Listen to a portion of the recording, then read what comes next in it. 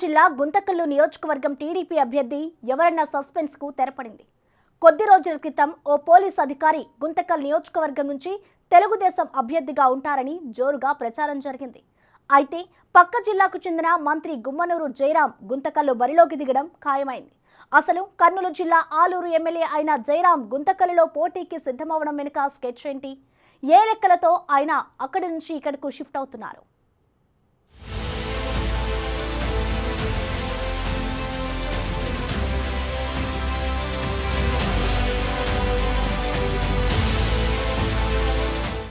మంత్రి గుమ్మనూరు జయరాం వ్యవహారం కర్నూలు జిల్లా వైసీపీలో హాట్ టాపిక్గా మారిపోయింది. కర్నూలు జిల్లా ఆలూరు నియోజకవర్గం ఎమ్మెల్యేగా ఉన్న జయరాం ప్రస్తుతం కార్మిక శాఖ మంత్రిగా బాధ్యతలు నిర్వహిస్తున్నారు. ఎప్పటినుంచో ఆయన వైసీపీకి దూరమవుతారన్న ప్రచారం ఉంది. ఎట్టకేలకు ఆ ప్రచారం నిజమైంది. మంగళగిరిలో టీడీపీ, జనసేనలు సంయుక్తంగా నిర్వహించిన జయహో బీసీ సభలో ఆ బీసీ నేత టీడీపీలో చేరారు. తాను గుంతకల్లు నుంచి టీడీపీ అభ్యర్థిగా పోటీ చేయనున్నట్లు ప్రకటించారు.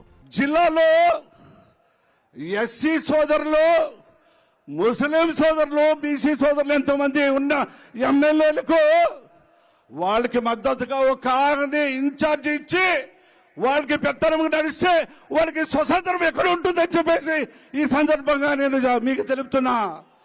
కర్నూలు జిల్లా ఆలూరు ఎమ్మెల్యేగా వైసీపీ నుంచి 2 సార్లు గెలిచిన జయరాం ఈసారి అక్కడ టికెట్ లేదని అధిష్టానం చెప్పడంతో సైలెంట్గా పావులు కదిపి టీడీపీలో చేరిపోయారు. గుమ్మనూరు టీడీపీ టికెట్పై హామీతోనే ఆయన సైకిల్ సవారికి సిద్ధమయ్యారట. గుంతకల్లుపై ఆయన కన్నేయడానికి చాలా లెక్కలే ఉన్నాయంటున్నారు. ఆలూరు, గుంతకల్లు సెగ్మెంట్లు పక్కపక్కనే ఉంటాయి. కర్ణాటక రాష్ట్రం బళ్ళారికి దగ్గరగా ఉంటాయి. Ballari rural Congress MLA B Nagendra ప్రస్తుతం ఆ రాష్ట్రంలో మంత్రిగా ఉన్నారు. ఆయన జయరాంకు సోదరుడి వరుసయ్యే దగ్గర బంధువు. గుంతకల్లు వాసులు రోజూ బళ్ళారికి రాకపోకలు సాగిస్తూ ఉంటారు. అలా వారికి మంత్రి నాగేంద్ర సుపరిచితులే. అది కాక ఆ సోదరులకు గుంతకల్లులో బంధుగణం ఎక్కువే ఉంది.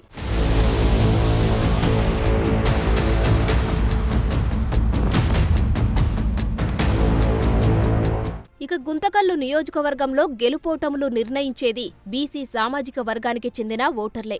అందులో కూడా ప్రధానంగా 25% ఓటు బ్యాంకు బోయ సామాజిక వర్గానికి చెందిన వారిదే. గుమ్మనూరు జయరాం కూడా బోయ సామాజిక వర్గం నాయకుడే. ఇన్ని అనుకూలతలు ఉండడంతో ఆయన టీడీపీలో తన సొంత సెగ్మెంట్ ఆలూర్ని వదులుకొని గుంతకల్లు నుంచి పోటీకి రెడీ అయ్యారట. వాస్తవానికి గత కొద్ది రోజులుగా గుమ్మనూరు జయరాం కుమారుడు ఈశ్వర్ గుంతకల్లు టీడీపీ అభ్యర్థిగా పోటీ చేస్తారని ప్రచారం జరిగింది. అయితే ఆయనే గుంతకల్లుకు షిఫ్ట్ అయ్యారు. అదీకాక గుంతకల్లులో టీడీపీకి సరైన నాయకుడు లేకపోవడం గుమ్మనూరుకు కలిసి వచ్చిందట. సెగ్మెంట్లో పేరుకి డజన్ల కొద్దీ నాయకులు ఉన్నా అక్కరకు వచ్చే నాయకుడు ఎవరూ లేకపోవడంతో టీడీపీ పెద్దలు బలమైన నాయకుడి కోసం వెతుక్కుంటున్నారు. ఇలాంటి పరిస్థితులలో గుమ్మనూరు జయరాం రూపంలో వారి సమస్యకి కూడా పరిష్కారం దొరికినట్లయింది. ఇప్పటికే గుమ్మనూరు జయరాం సోదరుడు నారాయణ గుంతకల్లు వచ్చి కొంతమంది సన్నిహితులతో ఆత్మీయ సమావేశం ఏర్పాటు చేశారు.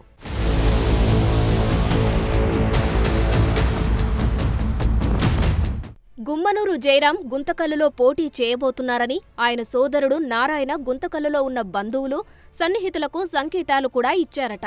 అదేవిధంగా గుంతకల్లు నియోజకవర్గానికి పక్కనే ఆలూరు నియోజకవర్గం ఉండడం, ఆలూరు నియోజకవర్గానికి చెందిన నాయకులు, ప్రజలకు గుంతకల్లుతో ఎక్కువ సంబంధ బాంధవ్యాలు కలిగి ఉండడంతో జయరాం తన గెలుపుపై ధీమాతో ఉన్నారట.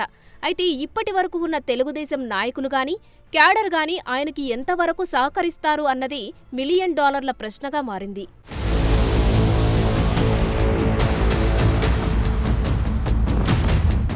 ఎందుకంటే గుంతకల్లు టీడీపీలో పేరుకి నాయకులు చాలామందే కనిపిస్తారు.